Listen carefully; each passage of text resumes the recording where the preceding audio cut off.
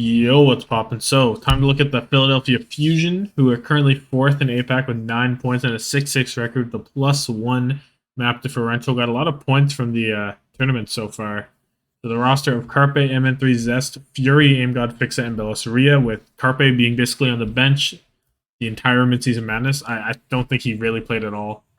Fury, Fury just being that guy to come in for Circuit Royale, basically. Other than that, he's not getting a lot of playtime. Maybe like Kings Row a little bit, stuff like that.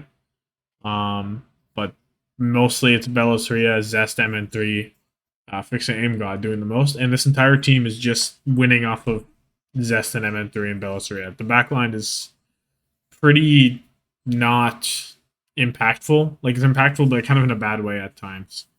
I do think that Aim God and Fixa had an all-right tournament overall in the midseason madness, but definitely was not up to the code of like Atlanta, Shock, or the Gladiators at all, despite coming fourth place. So looking at their tournament, right, they lose to the Spark 3-1 in winners round one, send them to the lower bracket where they beat Dallas 3-1, beat Florida 3-2, then beat the Spark and get their revenge 3-2 in the losers quarterfinals, and then lose to Atlanta 3-1.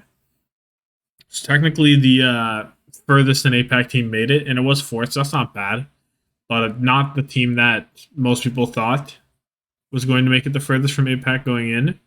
Maybe the team people thought would do the worst, but it's a relatively easy run, right? Like, they should have beaten Dallas and Florida, and they did. So what it means is whatever. But yeah, basically still, yeah. If Zest and MN3 and Bellisaria aren't able to pop off and win, they're not going to.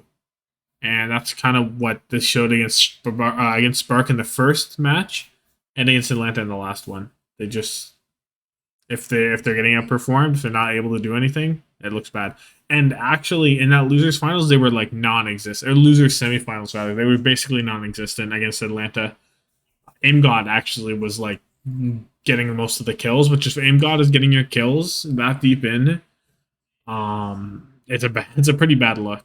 I don't know. Aim God and Fixa were kind of exploited against Spark in the first round, and then I don't know if it was maybe they ran out of gas because they did play their Spark match that same day as the Atlanta match, and they just did not have the ability to keep going.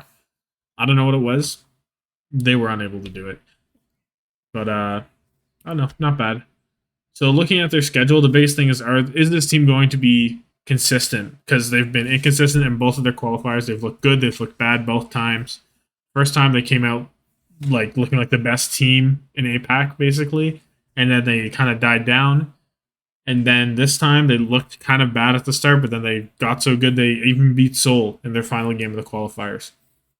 So it's just going to be, is this team actually going to be consistent and make the qualifiers? Because a lot of people thought that they probably were going to Mickey Mouse their way into it based off the kickoff clash points. Happens that they didn't need them, but they almost very much did. So Valiant Chengdu right off the bat, very good way to gain some confidence. Valiant should be very beatable. Chengdu is very beatable also. So hopefully you gain some confidence there and you don't choke. Then, depending on how Shanghai look, they should beat them as well. And then what Charge look like, it'll be hard to say. And then you have your two tough ones with Seoul and the Spark, week 18. So, if they are able to like keep their confidence up high and just kind of stay consistent in their first 2 weeks, then they could be scary going to the last week, or they could get shot down pretty hard. So it's a little bit of a risk there, but they haven't. It didn't matter too much in the first stage. Whenever they came in not so hot into the tournament, they still ended up placing second. So I think it's at this point it's kind of safe to say that Philly are probably a bit better in the playoffs than they are in the qualifiers, just because they've gone 3-3 in the qualifiers and have placed very well relative to their region in both the tournaments. So I don't know. I think they could be consistent here, but that's like impossible to say, really. I don't know. Philly's kind of a weird team because they're so talented and they're so good, but if MN3 Zest and Bellisaria aren't clicking, it's just not going to happen. That's just how it's been working. But anyway, let me know your thoughts on the Philadelphia Fusion down below. Like this video if you like it, subscribe. More daily Overwatch League content. And thank you so much for watching. Have yourself a good one. Deuces.